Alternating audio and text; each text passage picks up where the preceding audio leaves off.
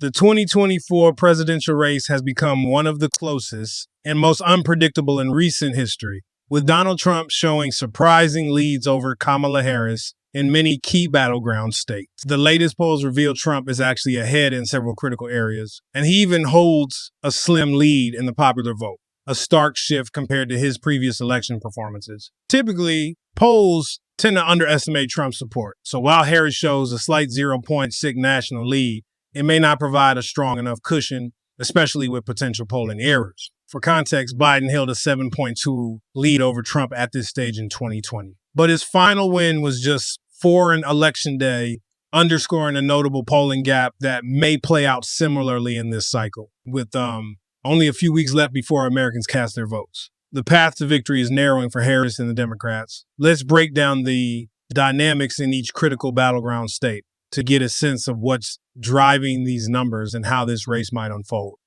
Starting with Nevada, a state that has leaned Democratic for years, Trump is currently ahead by 0.7, marking a dramatic shift. Democrats have won Nevada consistently since 2004, with George W. Bush being the last Republican to take the state. While Harris initially had a lead earlier in the campaign, Trump's recent momentum has turned Nevada into a highly competitive state.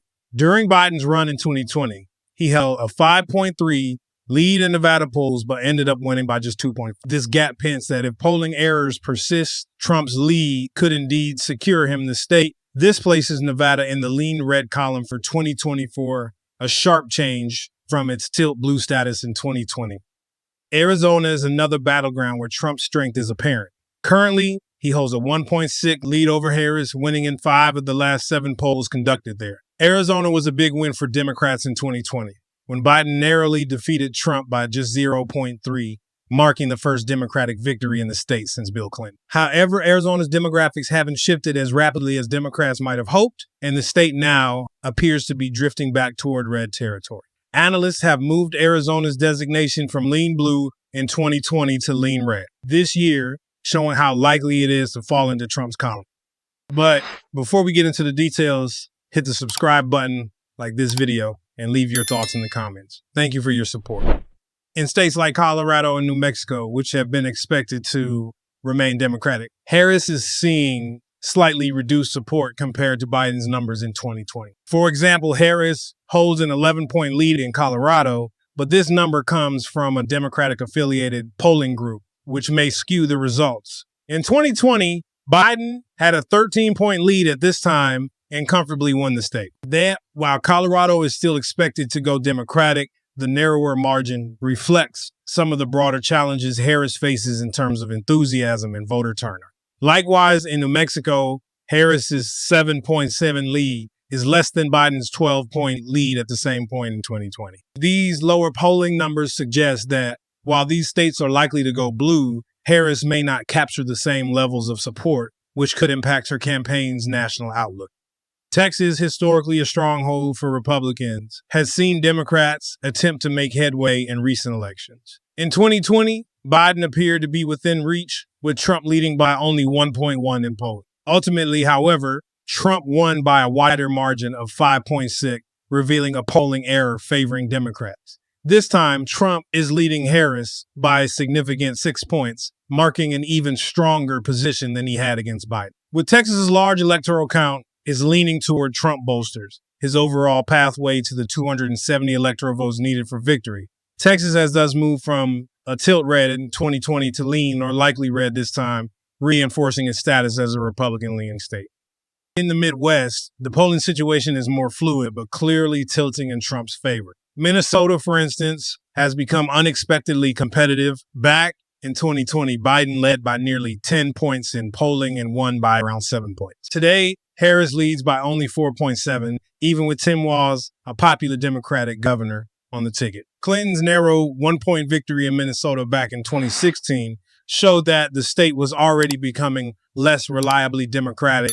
And while Biden managed to expand the margin in 2020, Harris's slimmer lead suggests Republicans are seeing new opportunities here. Consequently, Minnesota has shifted from a likely blue designation in 2020 to lean blue in 2024, edging closer to the toss-up category. Iowa shows an even stronger tilt toward Trump. Polling in 2020 indicated a close race, with Trump expected to win by a single point, yet he won by a substantial 8 points, underscoring a polling error that favored Democrats. This year, Trump is leading by 4 points, and if polling errors remain consistent, his actual margin could be even wider. Iowa has therefore shifted from a tilt red in 2020 to lean red in 2024, reflecting a solid Republican trend.